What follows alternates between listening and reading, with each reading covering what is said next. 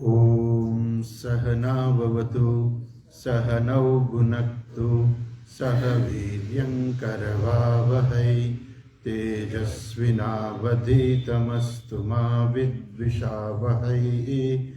ॐ शान्ति शान्ति शान्तिः। श्रुतिस्मृतिपुराणानाम् आलयं करुणालयं नमामि भगवत्पादं शङ्करं लोकशङ्करं। शङ्करं शङ्कराचार्यं केशवं बादरायणं सूत्रभाष्यकृतौ वन्दे भगवन्तौ पुनः पुनः। ईश्वरो गुरुरात्मेति मूर्तिभेदविभागिने व्योमवद्व्याप्तदेहाय दक्षिणामूर्तये नमः।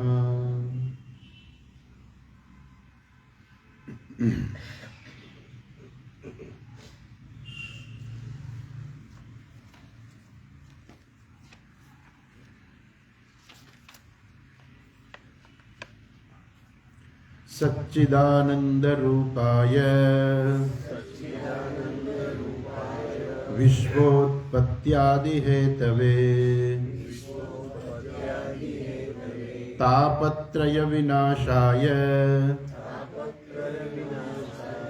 श्रीकृष्णाय वयं नुमः। यं प्रव्रजन्तमनुपेतमपेत्य कृत्यं द्वैपायनो विरहकातर आजुहाव। पुत्रेति तन्मयतया तरवोऽभिनेन्दुः तं सर्वभूतहृदयं मुनिमानतोऽस्मि। जन्माद्यस्य यतोऽन्वयादितरतः चार्थेष्वभिघ्नस्वराट् तेने ब्रह्महृदाय आदिकवये मुह्यन्ते यत्सूरयः। तेजो वारिमृदां यथा विनिमयः यत्र त्रिसर्गो मृषा दाम्ना स्वेन सदा निरस्तकुहकं सत्यं परं धीमहि।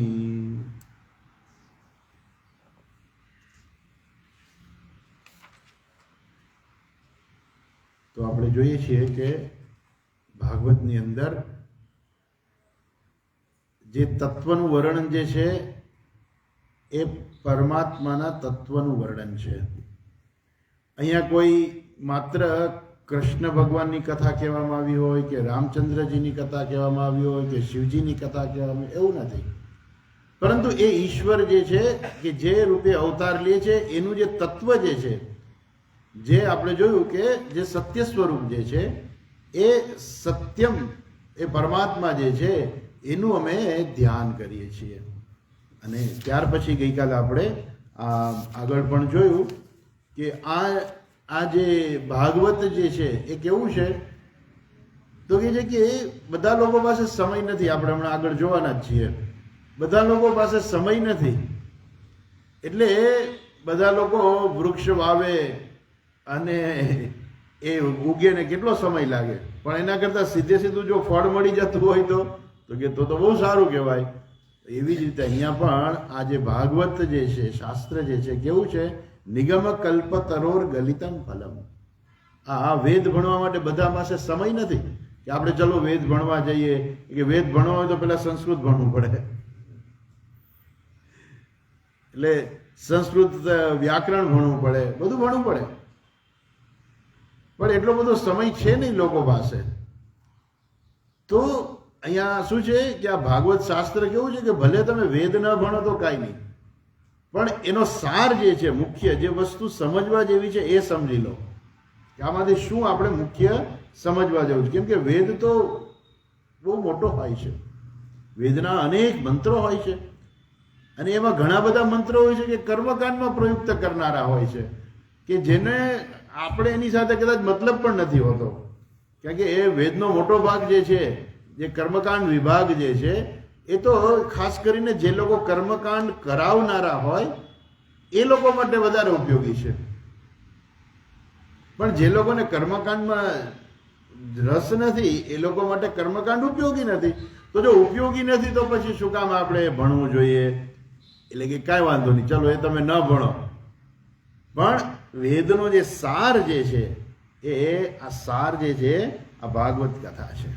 એટલે કહે છે કે આ તો નિગમ કલ્પતરોર ગલિતમ ફલમ શુકમુખાદ અમૃતદ્રવ સંયુતમ. સુખદેવજી મહારાજના મુખમાંથી જે આપણને કથા મળેલી જે છે એ અમૃત સ્વરૂપ એવી આ કથા છે. પીબત ભાગવતમ રસમાલયમ મુહુરહો રસિકા ભુવિ ભાવુકાહા. આજે ભાવિક રસિકો જે છે, જેને ભગવાનમાં શ્રદ્ધા જે છે, જેને ભગવાન પ્રત્યે ભાવ જે છે, આવા લોકો જે છે એ લોકો માટે કહે છે તમે પીઓ, તમે પેટ ભરીને પીઓ. ઘણી વસ્તુ છે કે તમે બહુ જાજુ ના પી શકો. ગમે તે હોય, કોઈ પણ શરબત છે કે રસ છે કે ગમે તે છે, તમે કેટલું પી શકો? તો કે મર્યાદામાં જ પી શકાય. જ્યારે અહીંયા તો શું છે, તમે છૂટથી પીઓ. પીબત ભાગવત રસ માલયમ. આ ભાગવત રૂપી જે રસ જે છે એ રસનું તમે પાન કરો. જેટલો પીવો હોય એટલો તમે પી શકો છો. અખંડાનંદજી મહારાજ તો એવું કે તમે માનો કે તમને જ્ઞાન થયું તો જ્ઞાન પહેલા પણ તમે આ ભાગવત રસનું પાન કરો અને જ્ઞાન થયા પછી પણ ભાગવત રસનું પાન કરો. એટલે એવું નથી કે એક જ વખત ભાગવત સાંભળી લીધું વાત પૂરી થઈ ગઈ. જ્યાં સુધી સમય છે ત્યાં સુધી આ ઈશ્વરની લીલાઓ જે છે એ તમે સાંભળે જ રાખો. અચ્છા, ત્યાર પછી આપણે ગઈકાલે છેલ્લે આપણે ચર્ચા કરતા હતા કે ભાગવતની જે શરૂઆત થાય છે એ કેવી રીતે થાય છે. તો કહે છે કે નૈમિષે નિમિષ ક્ષેત્રે ઋષય શૌનકાદયા.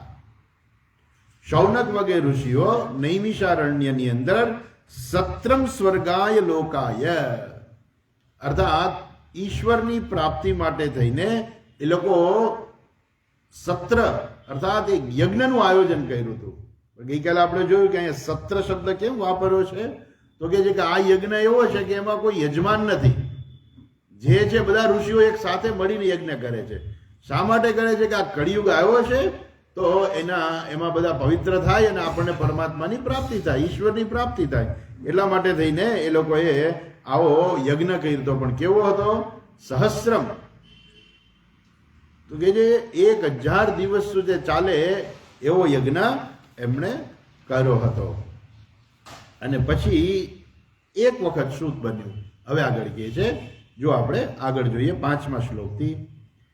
ત એકદા તુ મુનયઃ પ્રાતર્હુતહુતાગ્નયઃ સત્કૃતમ સૂતમાસીનમ પપૃછુરિદમાદરાત. એવી રીતે ભાગવત કથા જે છે એ સૂતજીએ શૌનક ઋષિને કહી. તો કે છે કે એક દિવસ એવું બન્યું, એ લોકો રોજ યજ્ઞ તો કરતા જ હતા, બરાબર છે. તો એક દિવસ એને શું કહ્યું? એક દિવસ પ્રાતઃકાળે આ મુનિઓએ શું કર્યું? પોતાનું નિત્ય અગ્નિહોત્ર જે કર્મ હતું એ અગ્નિહોત્ર પ્રાતર હુતહુતાગ્નયઃ, એમનો જે અગ્નિહોત્ર કરવાનું હતું એ અગ્નિહોત્ર એ લોકોએ પૂર્ણ કર્યું. અર્થાત પોતાનું જે ફરજ હતી, પોતાનું જે કાર્ય હતું એ કાર્ય એમણે પૂર્ણ કરી લીધું. હવે એની પાસે સમય છે. એટલે એક વખત એ લોકોએ શું કહ્યું? એ લોકોએ સત્કૃતમ સુતમાસીનમ, એક દિવસ એમણે શું કર્યું? તો કે છે એમણે આ સૂતજીને છે પપૃછુ ઇદમાદરાત. પપૃચ્છુહુ એટલે એ લોકોએ પૂછ્યું. કેવી રીતે પૂછ્યું? આદરાત. ઇદમ આ પૂછ્યું, આ વસ્તુ એમણે પૂછી આદરાત, આદરપૂર્વક. એટલે કોઈને પૂછવું હોય તો હંમેશા આદરપૂર્વક પૂછવું જોઈએ. અહીંયા આ શબ્દ આદર આપ્યો છે કે આદર આપીને પૂછવું જોઈએ. આપણો પ્રશ્ન જે છે એવો સીધે સીધું કંઈ કે ભાઈ કહી દો ને તમારે કેવું હોય છે, કેવું છે કહી દો એમ. આ શાસ્ત્ર છે અને શાસ્ત્રનું જ્ઞાન પ્રાપ્ત કરવું છે, એમને ભગવાન વિશે જાણવું છે. તો એ પ્રશ્ન કરતી વખતે પ્રશ્નકર્તાએ પણ એ શું છે? યોગ્ય રીતે પૂછવું જોઈએ. આપણે આગળ મહાત્મ્યની અંદર પણ જોયું હતું કે એને નમસ્કાર કરીને એમને પૂછે છે. તદ્વિદ્ધિ પ્રણિપ્રાતેન, ગીતાજીની અંદર કહે છે તદ્વિદ્ધિ પ્રણિપ્રાતેન પરિપ્રશ્નેન સેવયા ઉપદેક્ષન્તિ તે જ્ઞાનમ જ્ઞાનિનસ તત્વદર્શિનઃ. તો એને આદરપૂર્વક પ્રણામ કરી અને પ્રશ્ન કરવો જોઈએ. એમાં આદર શબ્દ જે છે એ પણ સરસ સમજવા જેવો છે કે આદર એટલે શું, તો કે એમાં થોડોક ડર હોય. કોઈ વ્યક્તિને પ્રત્યે આપણને થોડોક ભય લાગતો હોય તો આપણે કેમ એની સાથે એકદમ શાંતિથી વાત કરીએ. એક તો એવો થોડોક ડર જેની અંદર રહેલો છે એવો આદર, અર્થાત એના પ્રત્યે માન છે, સન્માન છે, પણ સાથે સાથે થોડીક મર્યાદા રાખીને, થોડુંક ડર રાખીને કે ભાઈ આપણે પ્રશ્ન પૂછીએ છીએ યોગ્ય હશે કે નહીં, બરાબર હશે કે નહીં, પૂછાય કે નહીં, અથવા તો શાંતિથી ધીમેથી એમને પ્રશ્ન કરવો જોઈએ. નહીં કે તમારે કેવું કહી દેવાલો હોય. ઘરની અંદર પતિ પત્ની હોય ને એ લોકો એકબીજાને કે તમારે કેવું તો કયો, નહીં તો કાંઈ નહીં, જાઓ. એવી રીતે પ્રશ્ન ન કરાય. પ્રશ્ન કરવો તો કેવી રીતે આદરપૂર્વક પ્રશ્ન કરવો જોઈએ. તો આ પ્રકારે એમણે આ સૂતજીને જે છે પ્રશ્ન કર્યો. હવે પ્રશ્ન ઘણીવાર મનમાં થાય કે આ સૂતજી કોણ છે. અહીંયા આવી જાઉં છું ને.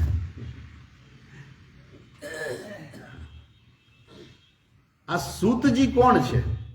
એવું કહેવાય છે કે સૂતજી જે છે એ અગ્નિકુંડમાંથી પ્રગટ થયેલા છે. જ્યારે દેવતાઓને આહુતિ આપવામાં આવતી હતી ત્યારે એમાં બે દેવતાઓની આહુતિ ભેગી થઈ ગઈ અને એ આહુતિમાંથી એ પ્રગટ થયેલા છે. અર્થાત એમનો જન્મ જે છે, એમના કોઈ માતા પિતા નથી. એમના એ તો શું છે, એ પોતે કેવા છે, અગ્નિમાંથી પ્રગટ થયેલા છે અને ખૂબ વિદ્વાન હતા. એમની પાસે બધું જ્ઞાન હતું. આપણે આગળ જોઈએ છીએ એમની પાસે બધું જ્ઞાન હતું. એવા સૂતજી છે. પરંતુ એ જે અગ્નિમાંથી પ્રગટ થયા એ અગ્નિની અંદર બે દેવતાઓનો ભાગ હતો. એક ભાગ હતો ઇન્દ્રનો અને બીજો ભાગ હતો બૃહસ્પતિનો. બૃહસ્પતિ એટલે બ્રાહ્મણ અને ઇન્દ્ર એટલે ક્ષત્રિય. અને એના ભાગમાંથી, એ દેવતાઓના ભાગમાંથી એ બે ભાગ ભેગો થઈ ગયો. જ્યારે આહુતિ આપવાની હતી ત્યારે એક સાથે એ બે ભાગની આહુતિ એક સાથે ભેગી થઈ ગઈ અને આહુતિમાંથી એ ઉત્પન્ન થયા છે અને માટેનું નામ પડ્યું સૂતજી કહેવાના. ખરેખર એના માતા પિતા કોઈ હતા જ નહીં. એ એવું નથી કે એના માતા પિતા કોઈ હતા કે જે બ્રાહ્મણ અને ક્ષત્રિય હતા ને એમાંથી ઉત્પન્ન થયા ને એટલે એને સૂત કહેવાના, પણ એવું નથી. પણ એ તો અગ્નિમાંથી ઉત્પન્ન થયેલા છે. એવા જે સૂતજી જે છે એ ખૂબ જ વિદ્વાન હતા, ખૂબ જ જ્ઞાન હતું એમની પાસે. એની આગળ ચર્ચા આવે છે, આપણે જોઈશું. એવા સૂતજીને આ ઋષિઓએ આદરપૂર્વક પૂછ્યું.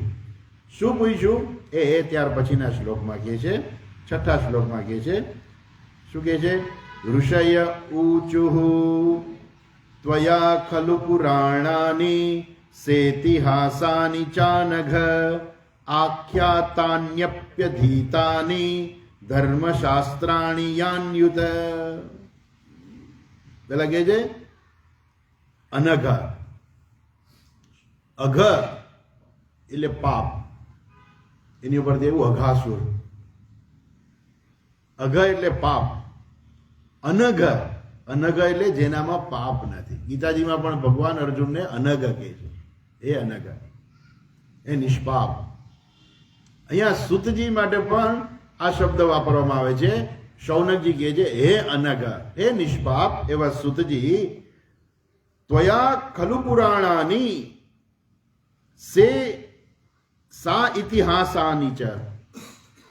આ બધા તમે ખૂબ ભણેલા છો. કેટલું ભણેલા છો? તો કે છે તમારા વડે આ બધા શાસ્ત્રોનું અધ્યયન થઈ ગયું છે. તમારી પાસે આ બધું જ્ઞાન છે. શેનું જ્ઞાન છે? પુરાણાની અને ઇતિહાસાની. એટલું જ નહીં, બીજા ધર્મશાસ્ત્રાની, બીજા બધા ધર્મશાસ્ત્રો છે એનું બધું જ્ઞાન તમારી પાસે છે.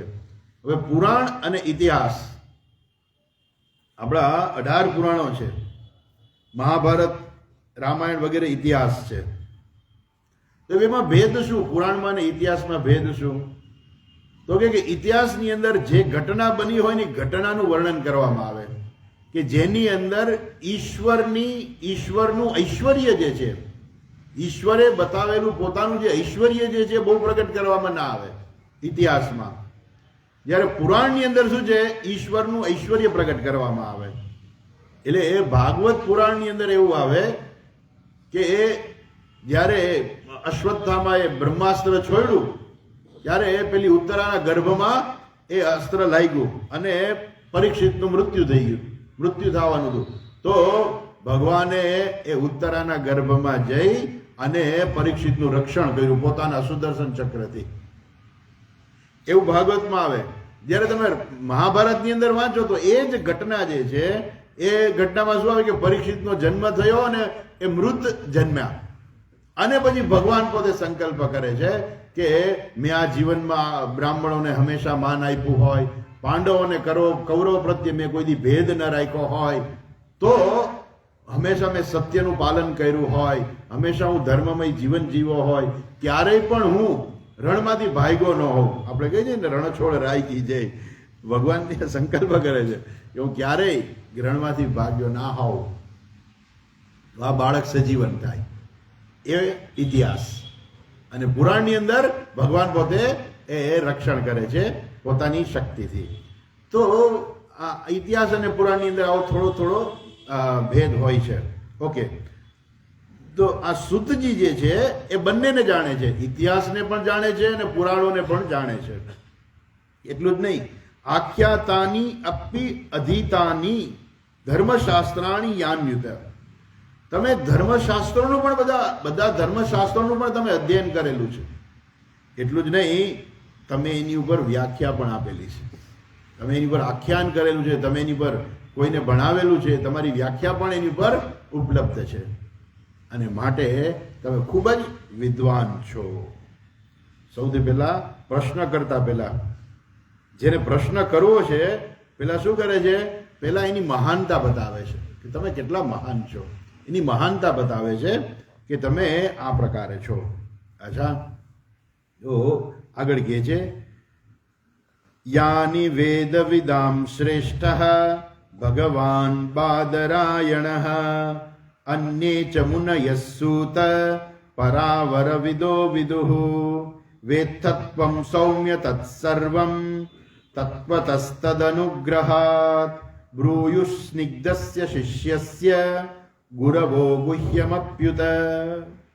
આ બે શ્લોકની અંદર એ કહે છે, શું કહે છે આની અંદર, યાની વેદ વિદામ શ્રેષ્ઠ ભગવાન બાદરાયણ અન્ય ચ મુનયસૂત. હે સૂતજી, હે સાધુ, હે સૂતજી, તમે કેવા છો? વેદ વિદામ શ્રેષ્ઠ ભગવાન બાદરાયણ. ભગવાન બાદરાયણ, ભગવાન વેદવ્યાસજી છે, એનું બીજું એક નામ છે બાદરાયણ.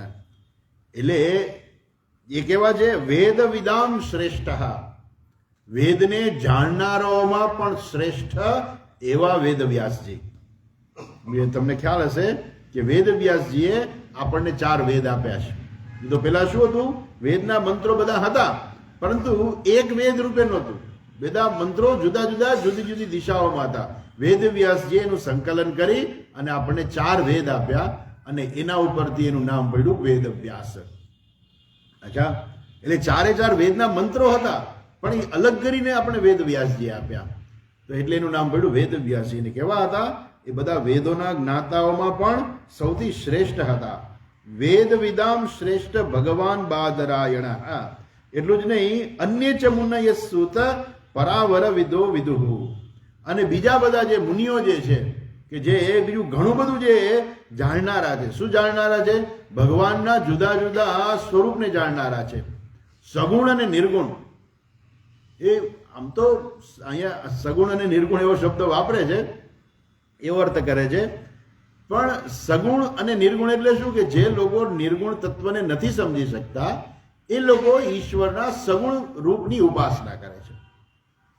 સગુણ એટલે જેના કંઈ ગુણ છે, જેને તમે કંઈક ઓળખી શકો, જેનો શબ્દ આવે તરત જ તમને ખબર પડી જાય.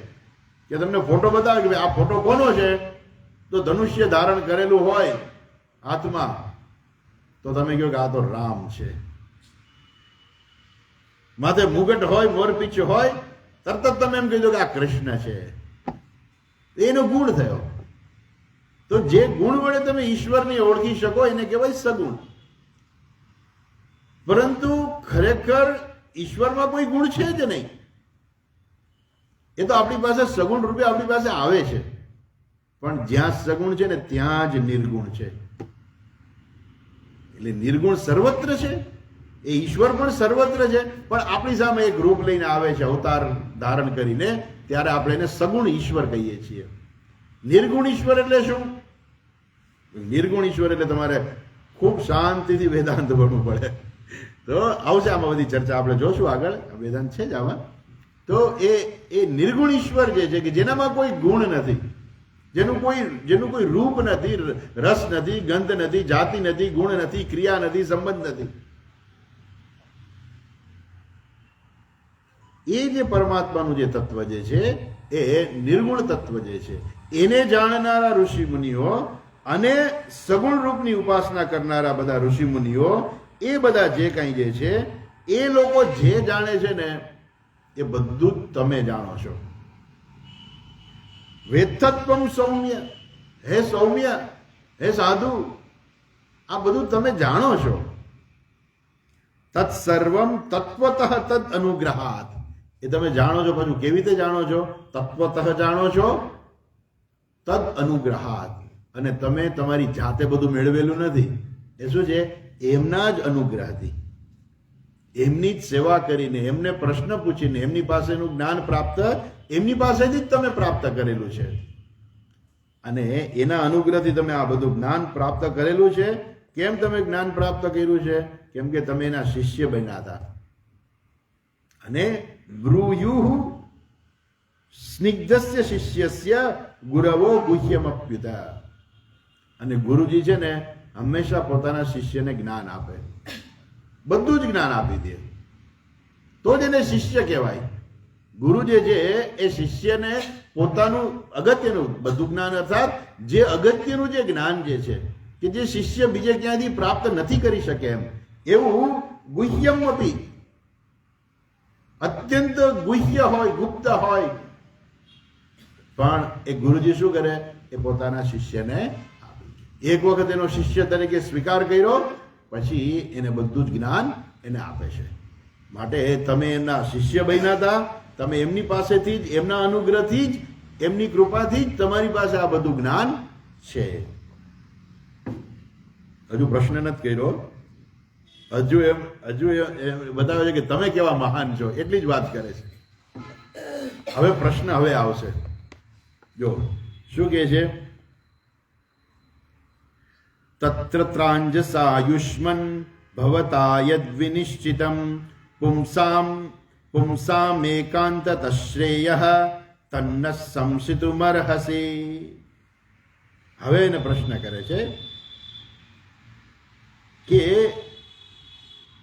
માણસ જે છે, પુંસામ એકાંત તશ્રેયઃ, માણસનું શ્રેય શેમાં છે?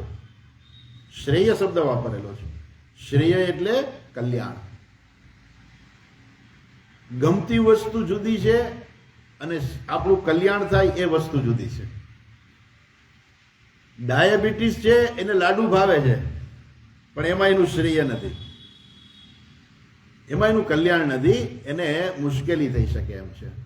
એટલે આપણને ગમતું હોય એમાં જ આપણું શ્રેય હોય એવું જરૂરી નથી. દર વખતે ક્યારેક જ, ખરેખર તો એવું થાય, ક્યારેક જ આપણને એમ થાય કે જેમાં આપણું શ્રેય છે ને એ જ આપણને ગમે છે. મોટા ભાગે આપણે શું કરે?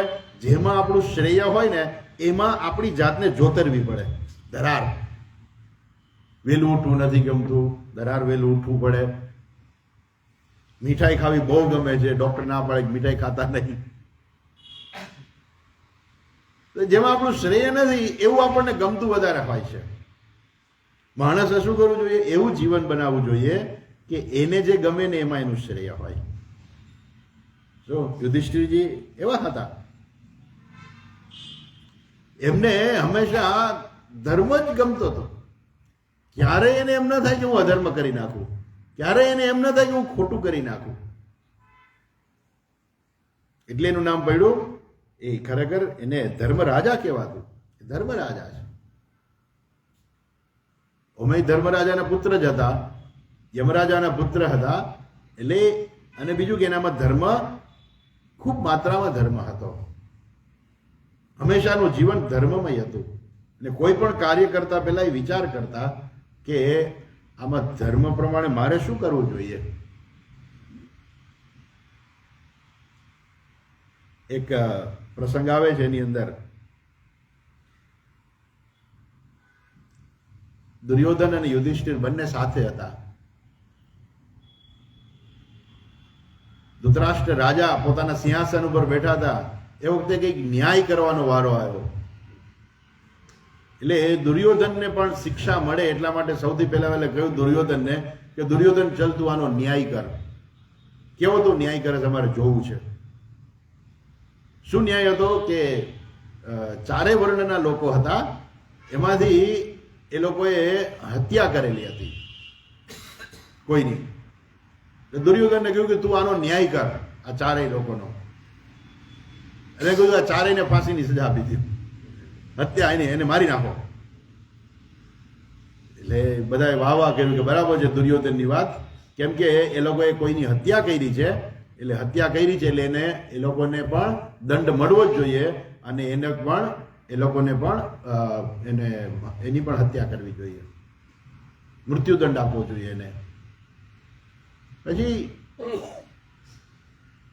કેવું કે આપણે યુધિષ્ઠિરને પણ વાત કરીએ કે યુધિષ્ઠિર કેવો ન્યાય કરે છે. એટલે યુધિષ્ઠિરને કહ્યું કે તમે આનો ન્યાય કેવી રીતે કરો, શું કરો તમે? તો પેલા કહે છે કે પેલા એ ચારેયને પૂછે છે કે તમે કોણ છો? એટલે એક કહે છે કે હું શુદ્ર છું, બીજો કહે છે કે હું વૈશ્ય છું, એક કહે છે કે હું ક્ષત્રિય છું, એક કહે છે કે હું બ્રાહ્મણ છું. એટલે કહે છે કે આ શુદ્ર જે છે એનામાં બહુ બુદ્ધિ ના હોય, કારણ કે એ સમય જુદો હતો. એ કહે છે કે એને કંઈ ખબર જ ના હોય, એટલું બધું સમજણ જ ન હોય, એટલે એને 4 વર્ષની સજા કરો. બીજાને કહે છે કે એને 8 વર્ષની સજા કરો, વૈશ્યને કહે છે. ક્ષત્રિયને કહે છે કે એને 16 વર્ષની સજા કરો, કેમ કે એનો ધર્મ જે રક્ષણ કરવું જોઈએ અને એને કર્યું નહીં, એને ખોટું કર્યું. અને આ બ્રાહ્મણ એમાં સામેલ છે, એને તમે માફ કરી દો, કેમ કે બ્રાહ્મણ જે છે એ ખરેખર એ કયા કારણોસર એની અંદર એને ઇન્વોલ્વ કરવામાં આવ્યો છે ખબર નથી, પરંતુ એ બ્રાહ્મણ જે છે, બ્રાહ્મણને કોઈ દિવસ મરાય નહીં. આ વેદનો શાસ્ત્રનું વાક્ય છે કે બ્રાહ્મણને ક્યારેય મારવામાં ના આવે. કેમ એવું છે? કેમ કે સમય જુદો હતો. ત્યારે બ્રાહ્મણો બધા એ માત્ર ને માત્ર શાસ્ત્રમય રહેતા હતા. હવે પરિસ્થિતિ જુદી થઈ ગઈ છે, હવે એવું બધું રહ્યું નથી કાંઈ, હવે એ બધું સિસ્ટમ આખી ચેન્જ થઈ ગઈ. અત્યારે આપણે લાગુ ના પાડી શકીએ, પણ એ વખત એવો હતો. ત્યારે યુધિષ્ઠિરે કહ્યું કે હંમેશા ધર્મનું પેલા જોવાનું કે ભાઈ ધર્મ શું છે, ધર્મ શું કહે છે કે બ્રાહ્મણને મારો તો બ્રહ્મ હત્યા કહેવાય. એટલે એવું પાપ લગાડાય નહીં. બ્રાહ્મણને મારી ના નાખાય ક્યારેય. કદાચ તમે બીજો કોઈ પણ દંડ આપો. છેલ્લે અશ્વત્થામાને પણ છે જ્યારે મારવા જાય છે ત્યારે દ્રૌપદી ના પાડે છે. એને કંઈક એવી સજા કરો, એક તો એ બ્રાહ્મણ છે, ગુરુપુત્ર પણ છે, તમે એને એવી સજા કરો કે એને જિંદગીભર યાદ રહી, એવી કંઈક સજા કરો, પણ મારી ન નાખો, બ્રહ્મ હત્યાનું પાપ લાગે. તો યુધિષ્ઠિર હંમેશા શું કરતા હતા? હંમેશા ધર્મ પ્રમાણે જ જીવતા હતા. પણ અત્યારનો સમાજની અંદર બધા લોકો જે સંપૂર્ણ ધર્મ પ્રમાણે નથી જીવતા. એ લોકોના મનમાં કંઈક એવું જ હોય કે જે ધર્મ પ્રમાણે ના હોય. એટલે પોતાની જાતને ધર્મ પ્રમાણે, પોતાની જાતને પોતાના શ્રેય પ્રમાણે ચલાવવી એ બહુ અઘરું છે. અને એટલા માટે અહીંયા શબ્દ વાપરે છે, આ મનુષ્યનું શ્રેય શેમાં છે? એ તો કહો. મનુષ્યનું જીવન આખું પૂરું થઈ જાય છે અને આટલા બધા ધર્મશાસ્ત્રોને બધું ભણવાનું એની પાસે સમય નથી હોતો. અને હવે તો આ તો કલિયુગ છે પાછો. આ તો કલિયુગની અંદર લોકો પાસે સમય જ નથી. કેમ? આડોઅવળો સમય બીજો ઘણો મળી રહેશે. મોબાઈલમાં 2 કલાક હોઈ જાય તો કે વાંધો ન આવે, પણ બીજાને કે મારી પાસે ટાઈમ નથી. એને ખબર નથી કે હું મોબાઈલમાં શું કામ મારો આટલો સમય બગાડું છું. જ્યારે મોબાઈલ નહોતો ત્યાર પછી છાપું હતું, ટીવી હતું, ત્યારે ટીવી જોઈ રાખે, અથવા તો ન્યૂઝપેપર વાંચે, પહેલેથી છેલ્લે સુધી આખું ન્યૂઝપેપર વાંચી નાખે. ઘણી વાર તો 2 વાર વાંચી નાખે.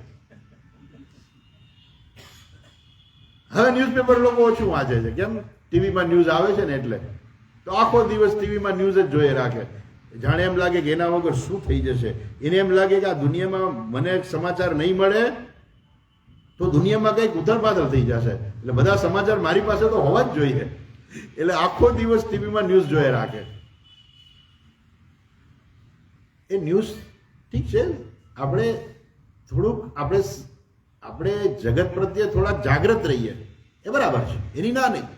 પણ એટલી બધી જાગૃતિ ન પાછળ ટાઈમ ન આપી દઈએ કે જેમાં આપણું કલ્યાણ ન થાય પછી. બરાબર, જાગૃતિ રાખવી જોઈએ.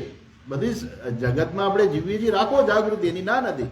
પરંતુ એવો સમય કે આપણે આપણું પોતાનું કલ્યાણ છોડી અને કંઈક બીજું મેળવવા જતા રહીએ તો એ બધું નકામું છે. એટલે માણસ જે છે પોતાનું શ્રેય શેમાં છે ને એને ખબર નથી પડતી. એક બીજું કે એની પાસે સમય પણ નથી હોતો કે આ બધા શાસ્ત્રો ભણવા જાય. એટલે કંઈક ટૂંકમાં કહી દે તો ચાલે. એટલે કે જે અહીંયા એ એકાંતત શ્રેય, અર્થાત એને ટૂંકમાં એનું શ્રેય જે છે એ તમે કહો. તત્તત્રાંજસા યુષ્મન ભવતા યદ વિનિશ્ચિતમ.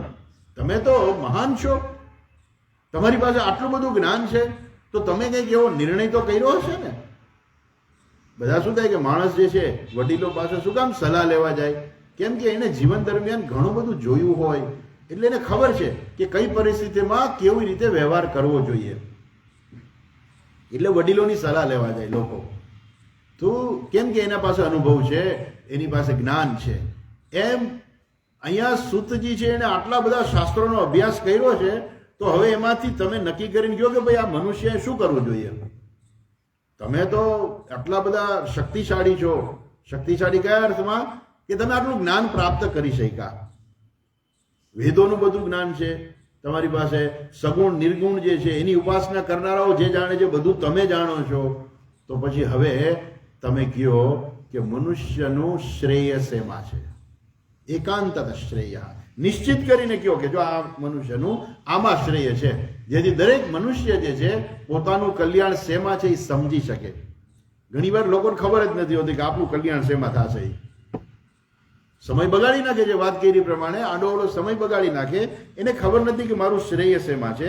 માટે એ બધું તમે અમને કહો. કેમ? કેમ કે આ કલિયુગ એવો છે ને, ઘોર કલિયુગ છે. અને એ કેવો છે એની વાત કરે છે. જો કે આમાં લોકો કેવા હોય છે. 10મા શ્લોકમાં કહે છે, પ્રાયેણલ્પાયુષ સભ્ય કલાવસ્મિન યુગે જનાઃ મંદા સુમંદ મતયઃ મંદ ભાગ્યાહ્યુપદ્રુતાઃ. અસ્મિન કલૌ યુગે, આ કળયુગની અંદર જનાહા લોકો, આ બધા લોકો જે છે મોટા ભાગે, જનાહા એટલે બધા જ વ્યક્તિ નહીં, મોટા ભાગના લોકો જે છે કેવા થઈ જાય? મંદાહા સુમંદ મતયઃ. મંદાહા એટલે શું? આળસુ થઈ જાય, કાંઈ કરવું નથી, ભણવું નથી, કામ નથી કરવું, કાંઈ કરવું જ નથી. એક ભાઈ જોયા હતા, એ ભાઈ કાંઈ કરતા નહોતા. સવારે ઉઠી ચા પીને માવો ખાવાનો, પછી શેરીમાં એક ચક્કર મારવાનું, મોડું તો ઉઠવાનું, 10 વાગે તો ઉઠવાનું, ખાલી 10 વાગે ઉઠે, ચા પાણી પીને માવો ખાય, પછી ગામમાં ચક્કર મારવા જાય, પછી આવીને નાહી ધોય, ત્યાં તો 12 સાડા 12 થઈ જાય, એટલે જમીન પાછા સૂઈ જાય. વળી સાંજ પડે અને વળી પાછું ચા પાણી પીએ, વળી માવો ખાય, વળી ગામમાં ચક્કર મારે, એકાદ શેરીમાં આમથી આમ ચક્કર મારે, 2-4 વાતો કોક સાથે કરે, સાંજ પડે. કાંઈ કોઈ કરવાનું જ નહીં ને, કાંઈ કામ નહીં કરવાનું. સવાર સાંજ માવા ખાવાના, ખાલી જમવાનું, સૂઈ જવાનું, અને લોકો સાથે 2-4 વાતો કરવાની, એ સિવાય કાંઈ કરવાનું નહીં. આળસુ, કંઈ કરવું જ નથી. કે મારી ફરજ શું છે, મારો ધર્મ શું છે, મારે શું કરવું જોઈએ, મારી પાસે શું અપેક્ષા રાખવામાં આવે છે. દરેક જગ્યાએ અપેક્ષા છે. ઘરમાં અપેક્ષા છે, ગામની અપેક્ષા છે, દેશની અપેક્ષા છે. વ્યક્તિ તરીકે ઘણી બધી અપેક્ષાઓ જે છે. દરેક વ્યક્તિએ પોતાની ફરજ જોવી જોઈએ કે મારી શું ફરજ છે, મારું શું કર્તવ્ય છે. પણ લોકો જોતા નથી. મંદાહા સુમંદ મતયઃ, એની બુદ્ધિ પણ મંદ હોય છે. અર્થાત એ જાજુ જ્ઞાન પ્રાપ્ત નથી કરી શકતા. થોડું ઘણું માંડ એને ખબર હોય એ તો માન આપણે એમ કહીએ ને કે ગમે એમ કરીને ભગવાન બધાનું ધ્યાન રાખે એમ ઘર ચલાવવા પૂરતું એનું ગાડું હાલે, ક્યારેક તો એ નથી હાલતું. તો એની બુદ્ધિ પણ મંદ છે. બધા શાસ્ત્રોને બધા ભણવાનું તો એને માટે બહુ દૂર રહી ગયું. થોડું ઘણું ભણી અને ગમે એમ કરીને મહેનત મજૂરી કરીને પોતાનું એક ઘર ચલાવે છે. મંદાસુ મંદ મતય મંદ ભાગ્યા હુપદ્રુતા. આપણે આગળ જોયેલું છે. મંદ ભાગ્યા હુપદ્રુતા. મંદ ભાગ્ય એના ભાગ્યમાં પણ ઓછું હોય છે, એનું ભાગ્ય પણ મંદ હોય છે. તો ભાગ્ય બહુ પાવરફુલ હોય ને, તો આપણે ધીરુભાઈ અંબાણી થઈ ગયા ને, તો એનું ભાગ્ય બહુ પાવરફુલ હતું. એટલે એ પેટ્રોલ પંપે નોકરી કરતા હતા ને એમાંથી આખું રિલાયન્સનું સામ્રાજ્ય એને ઊભું કર્યું. એનું ભાગ્ય એટલું પાવરફુલ હતું. પણ બધાના ભાગ્ય નથી હોતા. કળિયુગની અંદર મોટા ભાગના બધા લોકોના ભાગ્ય કેવા હોય છે? મંદ ભાગ્ય. એ લોકોનું ભાગ્ય મંદ હોય છે. ભાગ્યે જ કોઈ એવા લોકો હોય કે જેનું ભાગ્ય બહુ પાવરફુલ હોય. બાકી બધાના ભાગ્ય કેવા હોય છે? મંદ હોય છે. અર્થાત ભાગ્યમાં બધું હોતું નથી અને બહુ મહેનત કરીને કમાવવું પડે છે. પેલા કે ને કે અમે આટલી મહેનત કરીએ છીએ. હા, તો મહેનત કરીને એને બધું કમાવવું પડે છે. મહેનત વગર કાંઈ એને મળતું નથી. પૂર્વજન્મમાં કરેલું ન હોય આ જન્મની અંદર એના ભાગ્યમાં મળે નહીં. અને માટે મંદ ભાગ્યા ઉપદ્રુતા. અનેક રોગથી ગ્રસ્ત હોય છે. અનેક પ્રકારના ઉપદ્રવો એના મગજમાં એટલો બધો, જેને કહેવાય ને કે એટલો બધો સંઘર્ષ ચાલતો હોય છે કે શાંતિથી પોતે વિચારી નથી શકતા, શાંતિથી પોતે કામ નથી કરી શકતા. એટલે અનેક પ્રકારના ઉપદ્રવો મનની અંદર સંઘર્ષ ચાલતો હોય. તો આ પ્રકારના બધા લોકો જે છે એ પ્રાયણ અલ્પાયુષ, અને પાછું આયુષ્ય પાછું અલ્પ હોય. હમણાં મારી પાસે કહ્યું તો એમાં બધા ઘણા બધા લોકોને કહેતા હતા કેટલું આયુષ્ય, કે બધા 200 500 વર્ષ જીવતા. અને આ મહાભારતની જે આપણે વાત કરીએ, મહાભારતની અંદર ભીષ્મ પિતામહનું આયુષ્ય 180 વર્ષનું બતાવે છે. ભગવાન 100 વર્ષની ઉપર ના હતા, 120 વર્ષ. તો એ બધાનું આયુષ્ય મોટું હતું. હવે પરિસ્થિતિ કળિયુગ આવી ગયો. કળિયુગની અંદર અત્યારે પેલા તો એવરેજ માંડ 60 ની નીચે આવતી હતી, એવરેજ 54 વર્ષ આવતી હતી. હવે કહે છે કે 65 વર્ષ સુધી માંડ આવ્યું આયુષ્ય, એવરેજ આયુષ્ય. તો આયુષ્ય પણ અલ્પ છે, અલ્પ આયુષ્ય છે, મંદ બુદ્ધિ છે, મંદ ભાગ્ય છે અને આળસુઈ છે. હવે આમાં સંસારમાંથી છૂટે કેવી રીતે?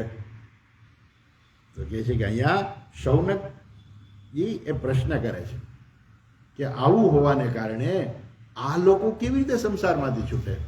એટલે કે છે એ આ કલિયુગની અંદર આવા બધા લોકો જે છે તો એમનું એકાંત શ્રેય, એ લોકો કેવી રીતે આ સંસારમાંથી એ છૂટી શકે? એટલે કે છે આગળ કહે છે, જો 11મા શ્લોકમાં કહે છે, અત સાધોત્ર યત્સારમ સમુદ્રુત્ય મનીષયા બ્રૂહિ ન શ્રદ્ધાનાનામ યેનાત્મા સંપ્રસીદતી.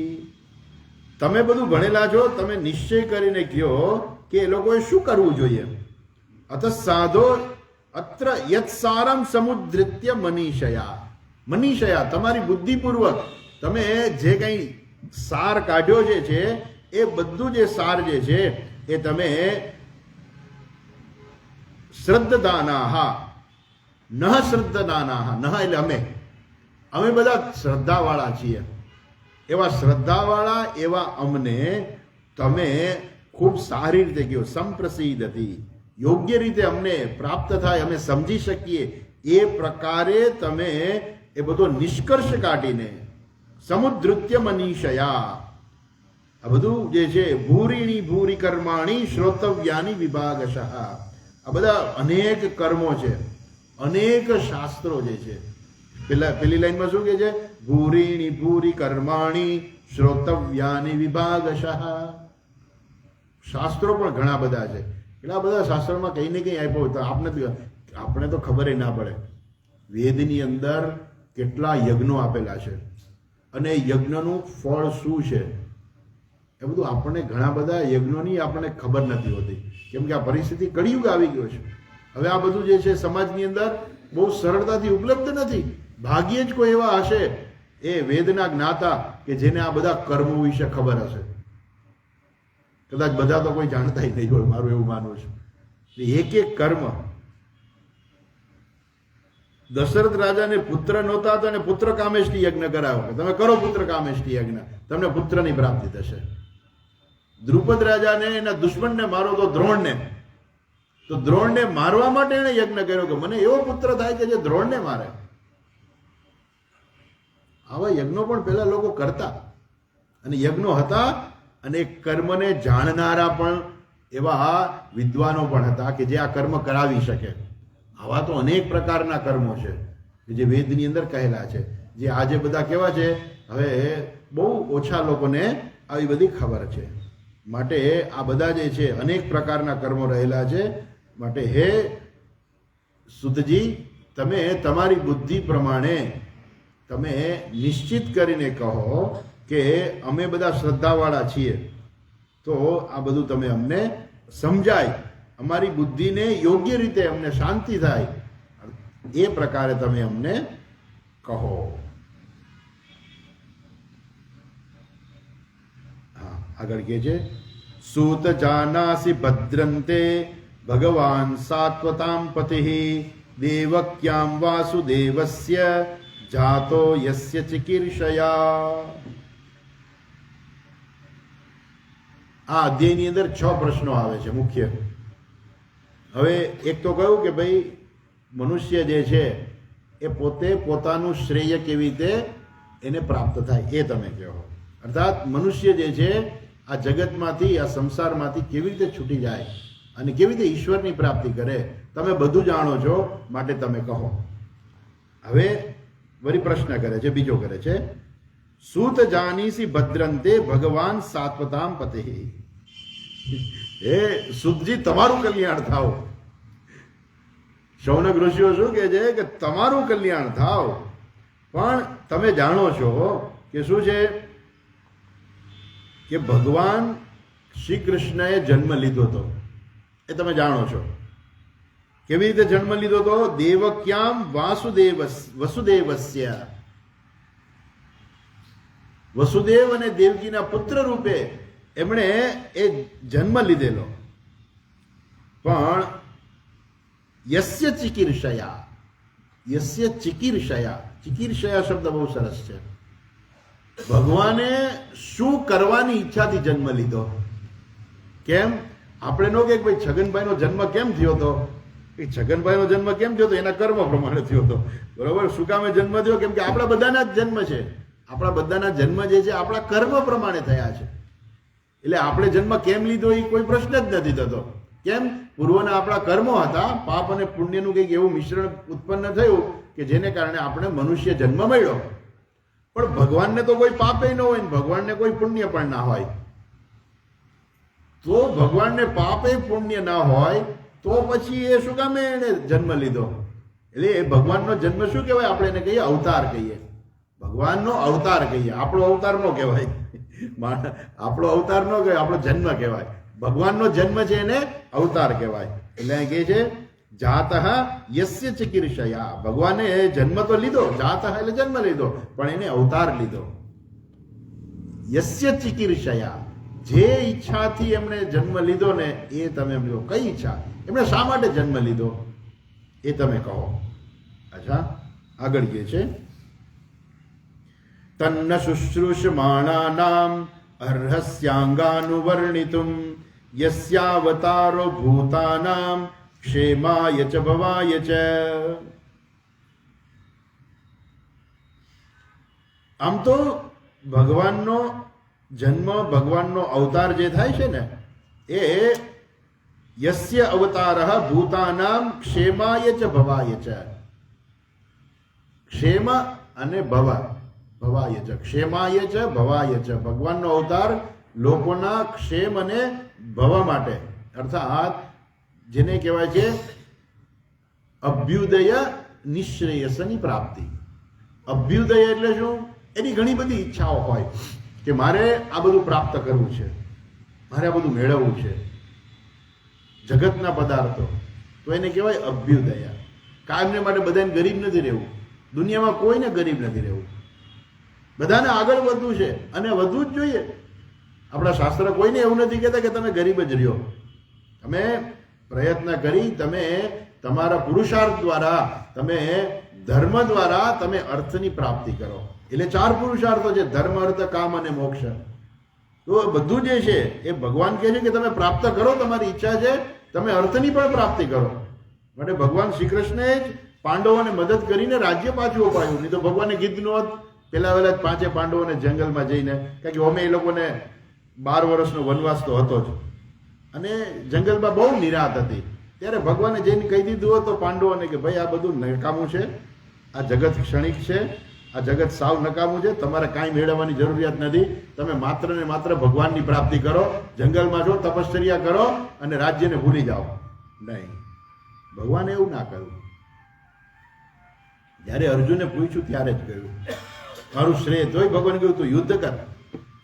કેમ કે ઘણી બધી વ્યક્તિ એવી હોય છે કે એનું જે સ્થાન જે છે એ સ્થાન એની પાસે અમુક પ્રકારના કર્મોની અપેક્ષા રાખે છે.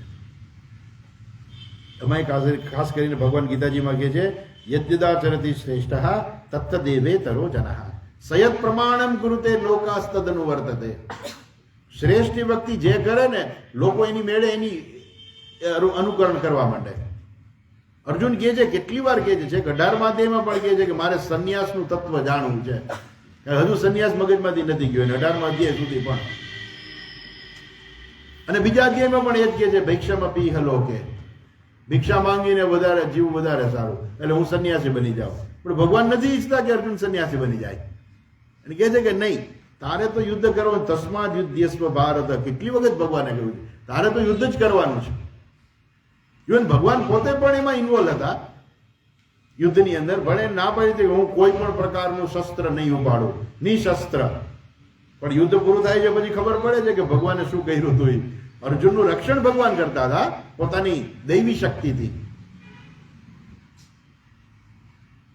અને એટલે જ ભગવાન જ્યારે 18મા મહાભારતનું યુદ્ધ પૂરું થયું ત્યારે જીતી ગયા અર્જુન. અને અર્જુન એમ થયું હું જીતી ગયો. અંતે થોડુંક એના મનમાં એમ હતું કે હમણાં ભગવાન રોજની જેમ મને હાથ ઝાલીને ઉતારશે, કેમ કે રોજ ભગવાન હાથ ઝાલીને ઉતારતા. હવે તો જીતી લીધું યુદ્ધ, એટલે હવે કઈ જરૂરિયાત નહોતી. અને એમ હતું હમણાં ભગવાન મને હાથ ઝાલીને ઉતારશે. ભગવાને કીધું અર્જુન એટલો ઉતાર હવે અને દૂર જઈને ઉભો રહે. જો ઓલું ઝાડ દેખાય ને આગો જઈને ઉભો રહી જા. એટલે અર્જુનને ખબર હતી કે ભગવાન કઈ કહે તો કઈ કારણ હોવું જોઈએ. એટલે તરત જ અર્જુને એ પ્રકારે કર્યું અને ભગવાન પણ રથમાંથી નીચે ઉતરી ગયા. અને જેવા ભગવાન ઉતરી ગયા રથ બળીને રાખ થઈ ગયો. અર્જુન પૂછે કે આ શું થયું ભગવાન? તો કે તું એમ માનસ કે તું એકલો યુદ્ધ કરતો હતો અને આ ભીષ્મ પિતામહ ને દ્રોણાચાર્ય ને કર્ણ આ બધા તારી સામે લડતા હતા ને તને કાંઈ ન થાય? એ બધાએ મારેલા જે દિવ્ય અસ્ત્રો હતા ને એ મેં મારી શક્તિથી એને અટકાવી રાખ્યા હતા. આજે મેં એને છોડી દીધા અને બધા શસ્ત્રો એક સાથે તારા રથ ઉપર હુમલો કર્યો. બધું બળીને ભસ્મ થઈ ગયું. એટલે ભગવાન હતા, ભગવાન પણ રહ્યા અને ભગવાન પણ માથે રહીને આ બધું કરાયું. શું કામે કરાયું? કેમ કે ભગવાનને આખી આ સૃષ્ટિ છે ભગવાનને ચલાવી છે. અને એ સૃષ્ટિની અંદર ઘણી બધી અમુક વ્યક્તિઓ હોય, ઘણી બધી વ્યક્તિઓ હોય, એનો અમુક ભાગ હોય છે, એને અમુક કાર્ય કરવાનું હોય છે. અને એ સમયે જો એને યોગ્ય કહેનાર કોઈ ના હોય તો એ માણસ એ ખોટું પગલું ભરી લે અને જેને કારણે આખા સમાજને સહન કરવું પડે. જો અર્જુન ભાગી ગયો હોત યુદ્ધમાંથી તો આખા સમાજને સહન કરવું પડે, જે ભગવાન નહોતા ઈચ્છતા. દુર્યોધન પાપી હતો, એને દંડ આપવાનો હતો અને એનો કોઈ રસ્તો જ નહોતો. ભગવાને શાંતિદૂત બનીને પ્રયત્ન પણ કર્યો, પણ દુર્યોધન કોઈ પણ ભોગે સમજવા નહોતો માંગતો. એને અધર્મનું જ શાસન કરવું હતું, અધર્મથી જ શાસન કરવું હતું અને અધર્મ જ ચલાવવો હતો. ભગવાનની ઈચ્છા હતી કે ધર્મનું સ્થાપન થાય. પાંડવો જો રાજ્ય શાસન સંભાળશે તો એ ધર્મનું સ્થાપન કરશે. એટલે ભગવાને એ બધું કરાવ્યું. પણ એ જ રીતે તમે આપણા ઇતિહાસની અંદર તમે જુઓ તો આપણા એક રાજા હતા, નામ મને નથી આવતું, અશોક.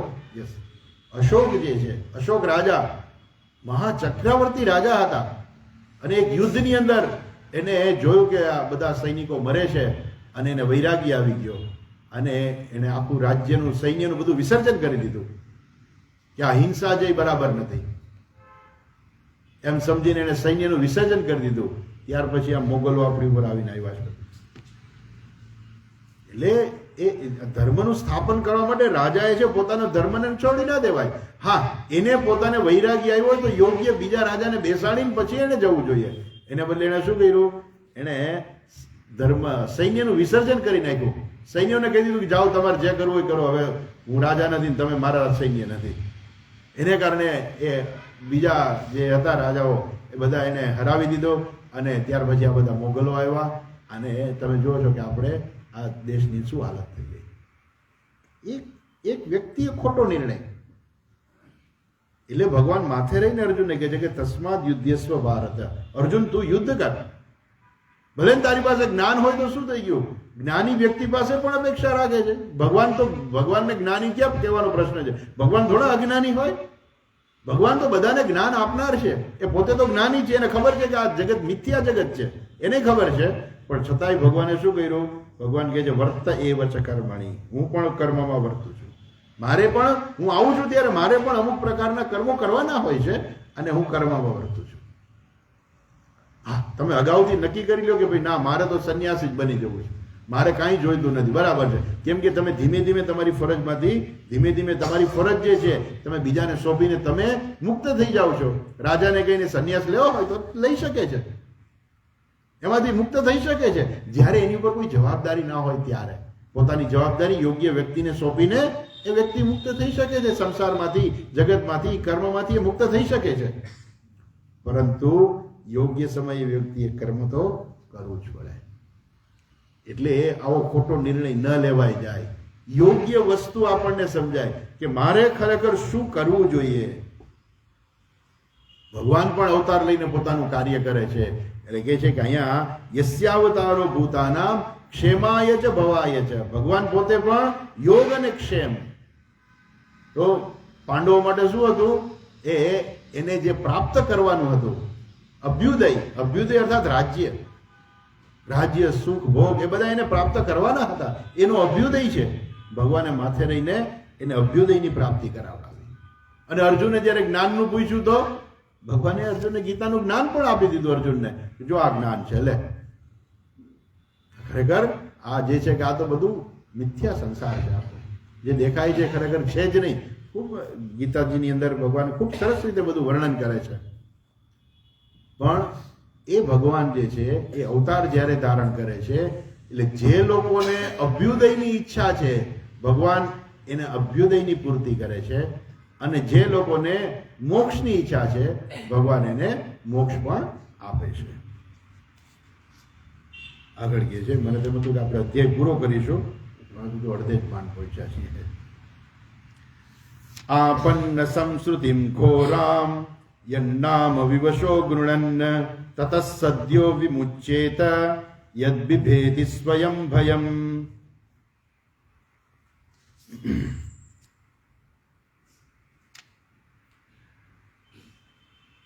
ભગવાનનું નામ પણ કેવું છે? અહીંયા ભગવાનના નામનો મહિમા કયો છે? આપન્ન સંસ્કૃતિમ ઘોરામ યન્નામ વિવશો ગૃણન્ન. માણસ જ્યારે વિવશ થઈને પણ ભગવાનના નામનો મહિમા કીધો છે. ભગવાનનું ખાલી નામ લેવું ને એ પણ એવું છે કે ભયંકર ભયમાંથી પણ છોડાવે છે. આ સંસ્કૃતિ ઘોરા, આ સંસાર જે છે, આ ઘોર સંસાર છે, એમાં માણસ વિવશ ગૃણન, વિવશ નામ ગૃણન. વિવશ એટલે શું? પરતંત્રતાથી.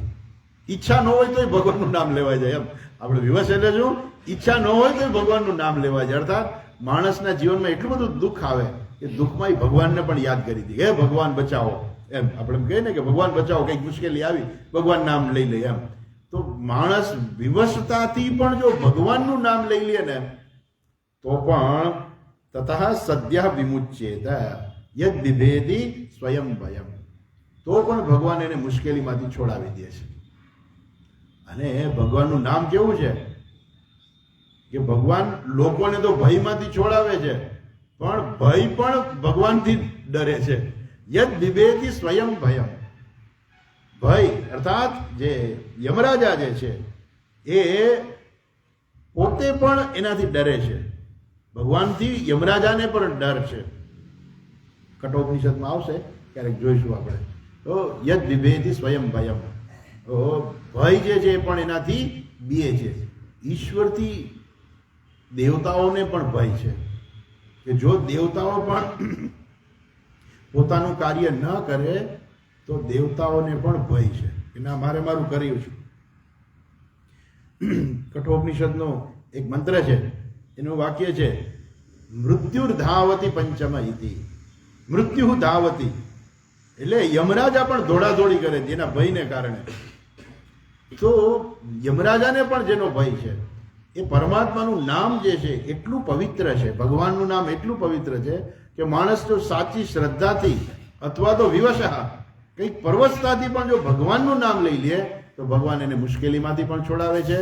અને ભગવાનનું નામ કેવું છે કે ભય અર્થાત યમરાજા પણ એ ભગવાનથી ડરે છે. ત્યાર પછી આગળની ચર્ચા છે. સમય થઈ ગયો છે એટલે આપણે અહીંયા અટકીએ. આવતીકાલે આગળ જોઈશું. હરિઓમ.